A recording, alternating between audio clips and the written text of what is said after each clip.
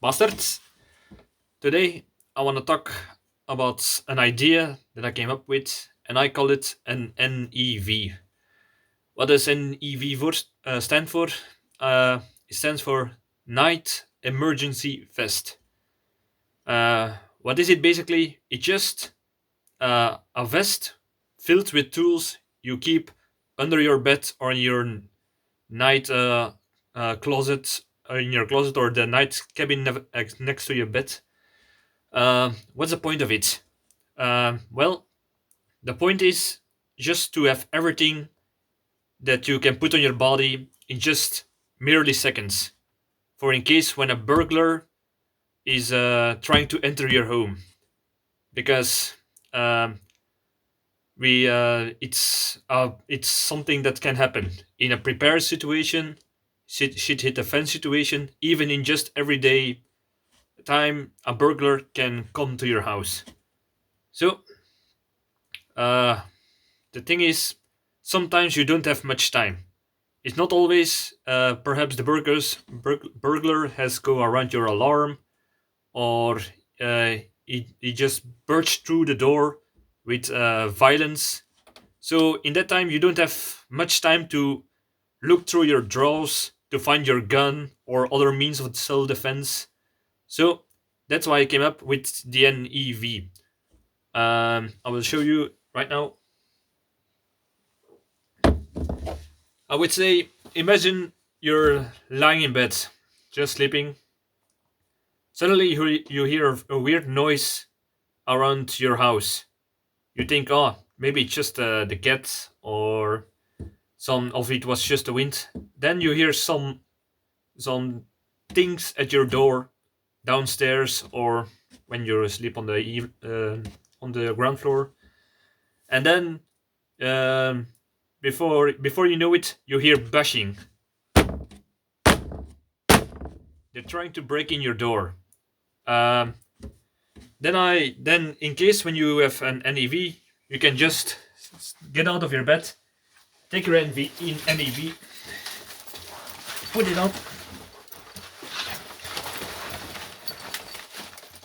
and you have everything you need with you.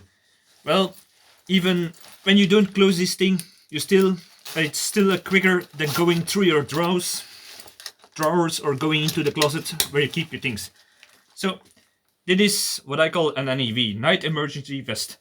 What do I store in this? Well, we'll go through it step by step. First of all, I always keep a headlight on it. Why? In case the burglar, when it's night, you don't see a lot of things. Perhaps he has a light that blinds you, or perhaps something else is going on. That's the chaos, the stress, the adrenaline.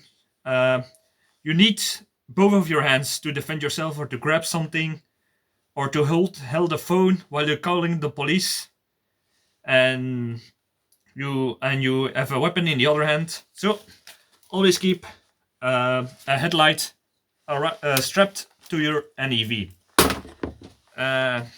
Next thing, I would say a self-defense weapon that is not lethal in first place. That's why I like the what's the English word? The baton. It's like a nightstick, I believe they call it for police. So this is a perfect thing. Why? Because first of all, it's long enough to have more reach than someone who has a knife, and it's short enough to use in small corridors. Like you see a lot of people who say, I just have a baseball bat against right next to my bed, but that thing can be this long. Try to hit something with it long in maybe perhaps a small corridor next to your bed, or any place else in your house. Next thing, you can use it for defense. When the attacker has something, maybe he has a baseball bat, you can block it, you can catch it, and your arm would not be severely broken. Or you can catch it, like they swing at you, you block it, hit it away, and then you can. I cannot hit hard in this small area, but you can smack it with a lot of force. Or you can, when it's close counter, you can punch with it. Punch it in the face, throat, plexus, or perhaps even in the family jewels. So, or you just hold it like this. That's also a way to catch a weapon. They try to hit you. You block, put it away, smack it. It's a very versatile weapon, I must say myself. So, a nightstick or a baton is a very good choice for self-defense. And another plus point is when the cops arrive, you don't have using lethal force. You maybe broken some bones, perhaps a concussion when you hit them in the head. Then it's perhaps deadly, but usually you can incapacitate your attacker or the burglar with a hit on the wrist, fingers, hands, perhaps the shoulder, perhaps the underarm, the knee. Anything is gained when in self-defense. But this is a way to get not into legal troubles when you're trying to defend your own. Next thing, we'll go around like this. Just a whistle. Just to alarm other members of your family, you can speak a code like 1 whistle is danger, go hide. 2 whistles, excuse me. 2 whistles is it's all clear, safe, you can come out. So when the burglar is overmastered, you can let know to the other members of your family, like your kids, your wife, or your partner, that the coast is clear and they can help you and other such stuff. Next. Sorry. I always keep spare keys of the house and my car inside of my night emergency vest. Why? Sometimes, god damn it. In a gonna dehydrate, slide some. Just grease the throat. So, where was I? Yeah, the keys. I always keep them in here because in some areas they will rob houses with more persons, like gangs or something, like a home checking or invasion. So sometimes you cannot defend yourself. You have to flee, go to a window, but at least you can directly start your car and get away out of the danger area. And in worst case, you can just take your key, lock the door, and it will buy you some time that you can find an exit or flee through another way. I don't know what's happening. That's just a lighter. Don't know why, but I always like to have a lighter close to with me. Now this. Israeli bandages, because one for yourself, because after a fight, when you incapacitated the burglar or the robbery, you can, and you sustain a wound, you can address this to bleedings or even severe bleedings like a tourniquet. So let's always keep Israeli bandages inside of your night emergency vest. Next, cuffs. I always keep cuffs in the vest because when you threaten, you will see in a few moments, but when you have a gun and you threaten the burglar, you have leashed, so you can point a weapon at him, get it out with one hand, and just cuff him while you keep him at gunpoint or with another weapon. So that's a way to make the situation clear for yourself. You can call the cops after the burglar is handcuffed. He will not get away. Don't forget the key, because You don't want the burglar to use it on yourself when he has more or bigger guns. So, next.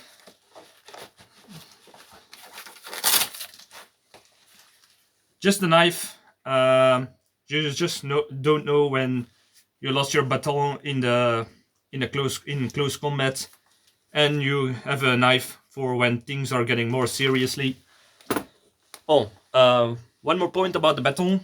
It's also handy to have this in your vest because you can smack a window open and make an improvised exit. Like you have a window, you can get it, smash the glass in, get the edges clear some of the edges, and you can escape safely out of your house. Another point I was forgotten.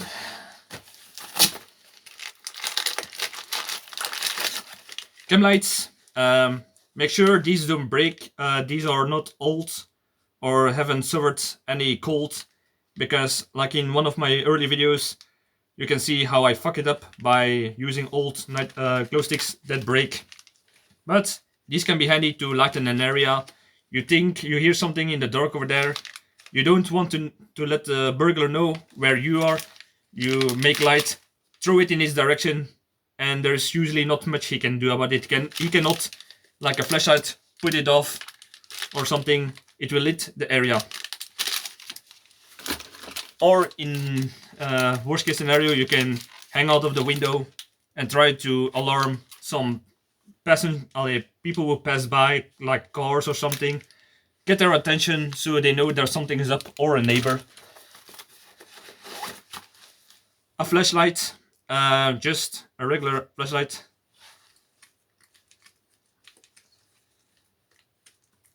And this is one of the points I talked before about batteries. I hate batteries like the ones these are with three triple A batteries. Like you can see, I have not used this in a long time. Doesn't work, and there you stand. That's why I rather like the headlight with an internal battery that I can charge myself. The AAA batteries, like you can see, I would be fucked right now if I didn't have my headlights and there was a burglar. But if it would work, you can use it with your weapon, your knife. You can shine this into the eyes of the burglar, blinding him, or at least take advantage of the night vision. What's the English word? The period when I have to adapt from a dark surrounding to sudden light. That usually takes half an hour. If you in the night shine it into someone's eyes, he will have really trouble adjusting, and then from that moment you can take advantage to attack him or defend yourself. So flashlight, just like I showed you, just check the batteries regularly. Next, a gun. You can use. I would always prefer a revolver over a pistol, because of a pistol doesn't have there's less chance for a mechanical failure. Next, it's quick to reload. This model is small enough to use in close quarters, and I would also advise to not use too big of a caliber. Why? Because you're in your house, you're going to shoot when there is a burglar, but that's another problem. That can make another problem, because you shoot, it maybe goes through walls, rig shot, and perhaps it might hit one of your family members that is inside of the house, like it goes through the wall into the kid's bedroom. You don't want that. Take small caliber, because even when you have a larger caliber, people don't go down that easily. Even when you shoot sometimes a whole mag, the adrenaline will make the burglar still move, or unless you hit something vital like bones or a nerve or a vital organ. But that's just something to think about when you're going to buy a gun. The next thing, best thing to a gun when you cannot, when it's difficult to own one, is to get an alarm pistol or an alarm revolver. You just let out a warning shot without hit something, no chance to rig shot, no chance to hit your family member through a wall, and even another thing, you don't hurt the burglar. Many people would say, I just would shoot him through the head, but killing people is very hard. You maybe think at the moment, but in the aftermath, it will be very difficult to live with yourself when you know you have taken another human's being life. So when you can prevent killing someone, try to prevent it. It will also create less problems later on, because imagine you shoot a burglar, but his family member is now very pissed at you. You don't want some family member or a friend or a partner who will take revenge on you, because even when the burglar has been in fault, he came into your house, they don't always see it like that. So to escape vengeance, I would advise to use blanks. And another thing is, when you have blanks, you just let out a warning shot. The most criminals just will go away. A burglar is usually a coward person, to say.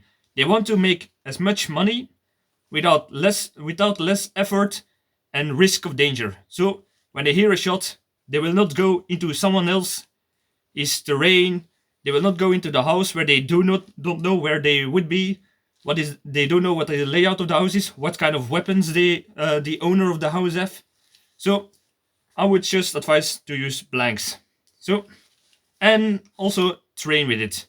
You don't want to go it off accidentally. You don't want to you want to hold it in the right way. You just always keep straight. Don't get it too close to your body. Straight. Aim through the shoulder. Never point it at something you wouldn't point. Trigger discipline. Never keep your finger on the trigger unless you're about to shoot. So, have a good stance for the recoil. Another reason to not hold it close to you is for your ears, because I could put earplugs in it, but then I wouldn't hear the burglar. It's a life or death situation. I will not have time, nor I will take the risk to not hear the burglar. So it will hurt your eyes when you shoot, like on the gun range. Safety always first, but when your life or that of a family member is on line, you may not have time for this. So be prepared for that, for your ears. So I think that's about it. Everything about the night emergency vest. I hope it gave you an idea. It's just something I came up with. Yeah, it's you can draw it quickly from under your bed or a closet, and even your partner can, when you are somewhere else in the house, your partner sees through the window, oh, there are people in the garden. You can they can take your vest and give it directly to you. They don't have to go through all the drawers, or you don't have to come to where the vest is. You can make plans with your partner or your kids for when there's a burglar. You kids, you go hide there. My wife or a girlfriend, you do this and I'll do that, and then we can get rid of the burglar. And another important thing, I should have pointed this first, to be honest, a cell phone. Always keep, you can use a spare cell phone or a cell phone that you don't often use in your night emergency vest. So even when you don't have a SIM card in it or an abonnement, you can still use the emergency line, because even when your phone, as long as as it has a battery, you can put it on, call the police, and it will do it. So spare cell phone, also keep it in here. Feel stupid about forgetting it. So that's about it. There's only one thing I can just say is always keep a pair of shoes in your drawer, under your bed, or in your closet. Because when there's a burglar, you don't want to be barefoot. Because in case you have to kick or you have to run fast, because sometimes the floors can be slippery when you're on your barefoot. So another thing to think about. So that's the point about the NEV, Night Emergency Vest. I hope you learned something from it. Leave a like or a comment or whatever YouTubers say. Leave comments, and when in case I forgot something or you have an idea, I can put into the vest. I like to learn, and I hope other people will learn from the ideas that somebody else spread in the comments. So, cheers, bye, and see you in the next video.